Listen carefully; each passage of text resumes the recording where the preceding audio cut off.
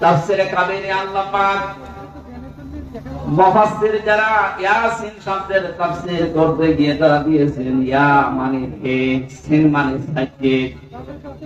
সাজ্জাদের ব্যাখ্যা করতে গিয়ে আল্লামা ফখরুদ্দীন রাজি রাহমাতুল্লাহ আলাইহি উনি 5টা বিষয় সামনে নিয়ে এসেছেন। মুফাসসির বলেন সিন মানে আল্লাহ বুঝিয়েছেন সাজ্জাদুল আলামিন, সিন মানে সাজ্জাদুল বাশার, সিন মানে সাজ্জাদুল কাউনাইন, সিন মানে সাজ্জাদুল আম্বিয়া, সিন মানে সাজ্জাদুল মুরসালিন। প্রতিটি শব্দের ব্যাখ্যা করতে কি আমরা দেখেছি মুফাসসিরের কথা বলছি। উনি জানিয়েছেন সাজ্জাদুল আলামিন মানে শুধুমাত্র বাংলাদেশ না, শুধুমাত্র এই পৃথিবী না, এই 228টা রাষ্ট্র নিয়ে দুনিয়া গঠিত। এখন এর বাইরে জগৎ আল্লাহ বানিয়েছে, যত জায়গায় মানুষ দেখতে পারে, চাঁদে যাচ্ছে, মঙ্গলে যাচ্ছে, যত জায়গায় যেতে পারে ওখানেও যদি কেউ বসবাস করা আরম্ভ করে সেখানেও তাকে মুহাম্মদ রাসূলুল্লাহকে নেতা মানা লাগবে। কারণ আল্লাহর ঘোষণা দেওয়া নেতা এই দুনিয়ায় একজনই, ইয়াসিন, হে নেতা। পৃথিবীর অন্য কাউকে আল্লাহ এই শব্দ দিয়ে ডাকেননি হে নেতা, না, শুধুমাত্র মুহাম্মদ রাসূলুল্লাহকে আল্লাহ ইন্ডিকেট করেছেন। সাজ্জাদুল আলামিন দিয়ে বোঝা যায় পৃথিবীর কোন জায়গা না, যে কোন গ্রহে যদি আপনি বাস করতে চান, তানাজ্জালুল আমরু বাইনাহুন্না, ওই সমস্ত জায়গায় আল্লাহর বিধিবিধান নাযিল হচ্ছে তাদের প্রয়োজনে। এজন্য যদি মঙ্গলে যান সেখানে যদি রাসূলুল্লাহকে নেতা মানা লাগে, তাহলে পৃথিবীর এমন কোন জায়গা আছে যেখানে বিশ্ব নবী বাদ দিয়ে অন্যের নেতৃত্ব মানা যায়? শুধুমাত্র বদ্ধ পাগল ছাড়া কোন মানুষ এই পৃথিবীর ময়দানে মুহাম্মদ রাসূলুল্লাহ বাদ দিয়ে অন্য কাউকে নেতৃত্বে আসনে বসাতে পারে না। এই শব্দটা বারবার উচ্চারণ করছি আমি খেলা করার জন্য না। গাজীপুরবাসী খুব খেয়াল করে শোনে, এটা দুনিয়ার সাথে যদি সম্পর্কিত হতো আল্লাহর কসম আমি এই জায়গায় বলতাম না, এটা সম্পর্কিত আখিরাতের সাথে।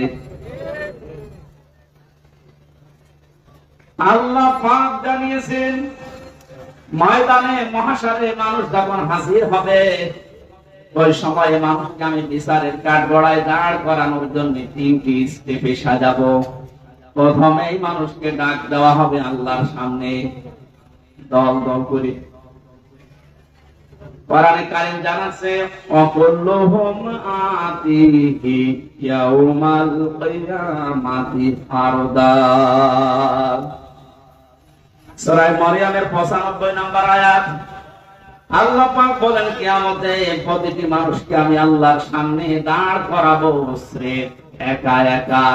কয়জন করে? এদের স্বাধীন হয়ে গেল কয়েকদিন আগে, তৃতীয় স্বাধীনতা বলা হচ্ছে।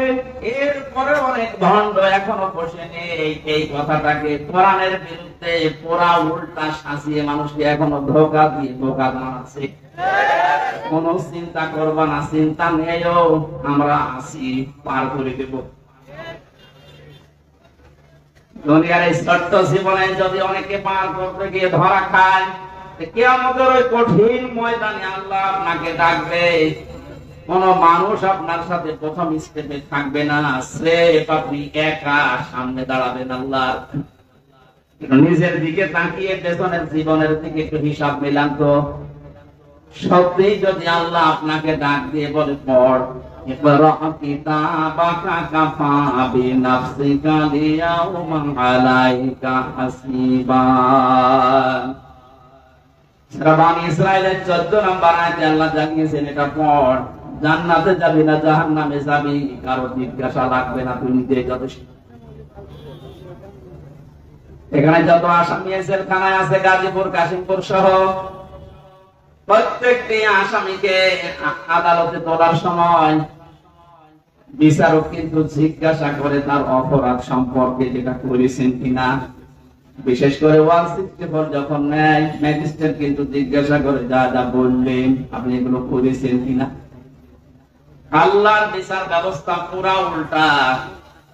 ইয়ারাফুল মুজরিমুনা বিসিমাহুম ফায়ুখাযু বিন নাওয়াসি ওয়াল আকদাম আবিআইয়ি আলা'i রাব্বিকুমা তুকাদ্দিবান। বলেন আল্লাহু আকবার। আল্লাহ পাক বলেন কিয়ামতের দিন আমি অপরাধীকে জিজ্ঞাসা করব না যে এটা করেছিস কিনা। কিয়ামতের দিন আমি তার শরীরের ভেতরে অপরাধগুলো ফুটিয়ে তুলব। আয়াতের তাফসীরে আমি 10 প্রকার আকৃতির কথা পেয়েছি। মানুষের চুল ধরবে অপমান করার জন্য, আর কদম মানে পা ধরবে। ফেরেশতারা এই দুইটা নিয়ে তাকে জাহান্নামে ফেলার জন্য রওনা দেবে। আল্লাহ পাক বলবেন দাঁড়া, সুম্মা ফি সিলসিলাতিন দারউহা সাবউনা দিরান ফাসলুকু। এর 70 হাত বা গজ বিশাল শিকল দিয়ে বাঁধ। এটা বাঁধা হবে এই কারণে যেন অপমানের মাত্রা আরো বেড়ে যায়।